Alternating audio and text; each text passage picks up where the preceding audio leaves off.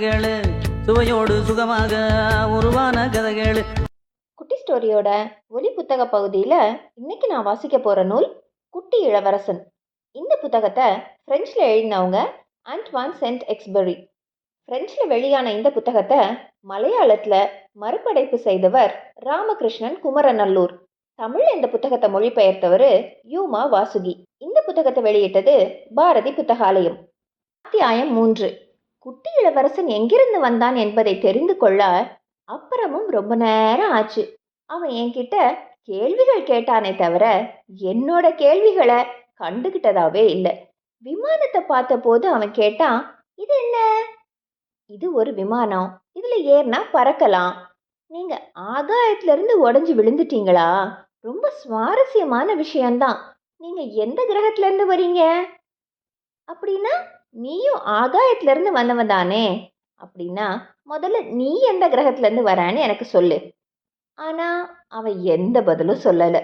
சட்டை பையிலிருந்து உள்ளே ஒரு ஆட்டுக்குட்டி இருக்கும் பெட்டியின் சித்திரத்தை எடுத்து சும்மா பார்த்துக்கிட்டே இருந்தான்.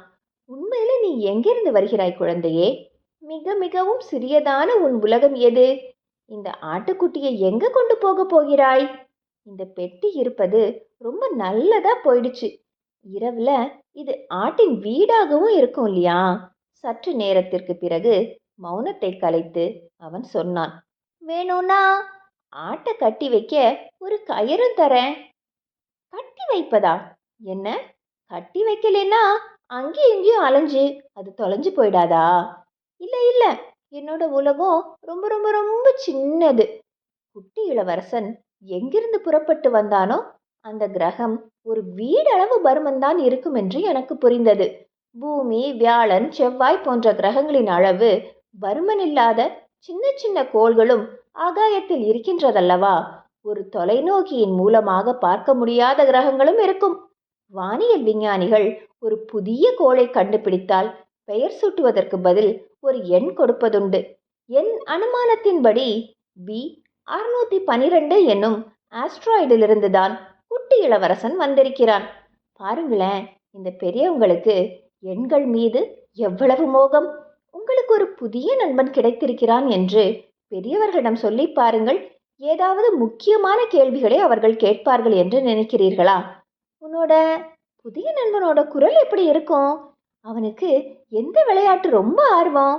அவன் வண்ணத்து பூச்சிகளை குறித்து ஆராய்பவனா என்று அவர்கள் கேட்க மாட்டார்கள். புதிய நண்பனுக்கு எத்தனை வயசாச்சு? அவன் எவ்வளவு எடை இருப்பான்? அவன் அப்பா எவ்வளவு சம்பாதிக்கிறார்?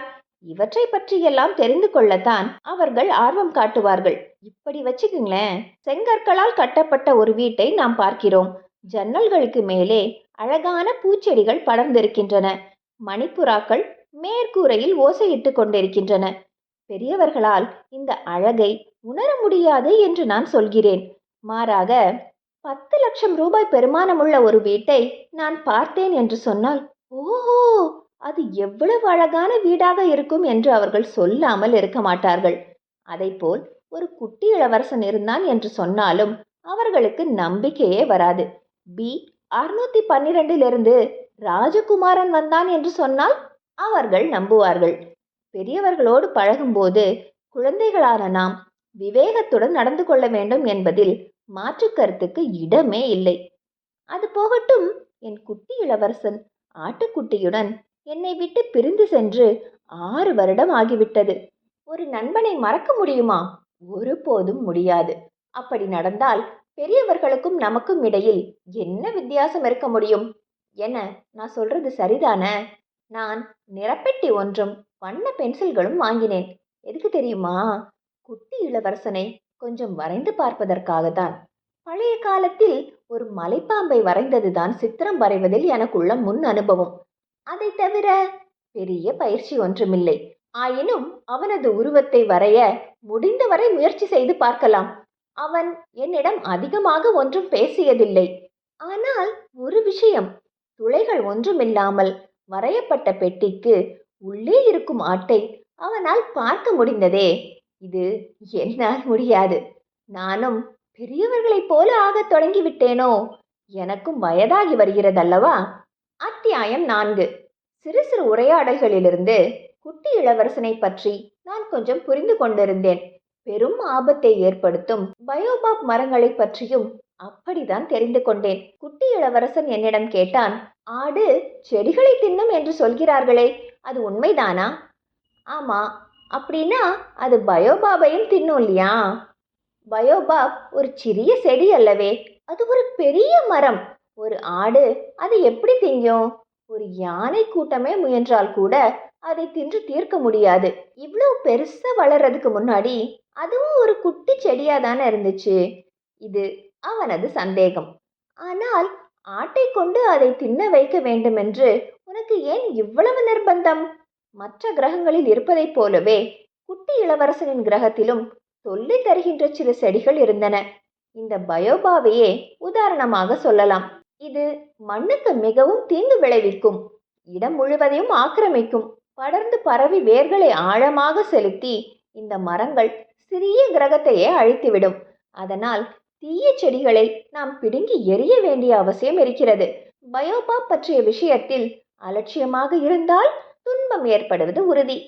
இந்த விஷயம் குழந்தைங்களுக்கு புரிவதற்கு ஒரு சித்திரம் வரையும்படி குட்டி இளவரசன் சொன்னான். அதனால் நான் ஒரு சித்திரம் வரைகிறேன். பயோபாப் மரங்களிடமிருந்து எச்சரிக்கை கொள்ள வேண்டும். இந்த படம் ரொம்ப அழகா இருக்கு இல்லையா? ஒரு ஆபத்தை பற்றிய முன்னறிவிப்பு இது. இதில் நான் வெற்றி பெற்றேன். அப்படித்தானே இருக்க வேண்டும். நான் விரும்பி ஆர்வத்துடன் செய்கிற எந்த நற்செயலும் நல்ல விளைவையே தரும். 4வது நாள் காலையில் குட்டி இளவரசன் என்னிடம் சொன்னான், சூரியன் மறைகிறத பார்க்கறதுக்கு எனக்கு ரொம்ப பிடிக்கும். நாம போலாம்.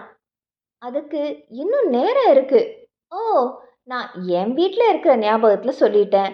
அங்கே ஒரு நாளில் 44 முறை சூரியன் அஸ்தமனம் ஆகிறத நான் பார்த்துருக்கேன். மிகவும் துயரம் ஏற்படும் போது அஸ்தமனத்தை பார்க்க தோன்றும். நான் குட்டி இளவரசனை பற்றி மேலும் மேலும் விவரங்களை தெரிந்து கொள்ள தொடங்கினேன். இந்த நாவலில் வர மீதி அத்தியாயங்களை நம்ம நாளைக்கு பார்க்கலாம். பாரதி புத்தகாலயம் வெளியிட்ட இந்த நூலை நீங்கள் அச்சு வடிவில் வாங்கணும்னா அதற்கான லிங்கை நாங்கள் டிஸ்கிரிப்ஷனில் கொடுத்துருக்கோம்.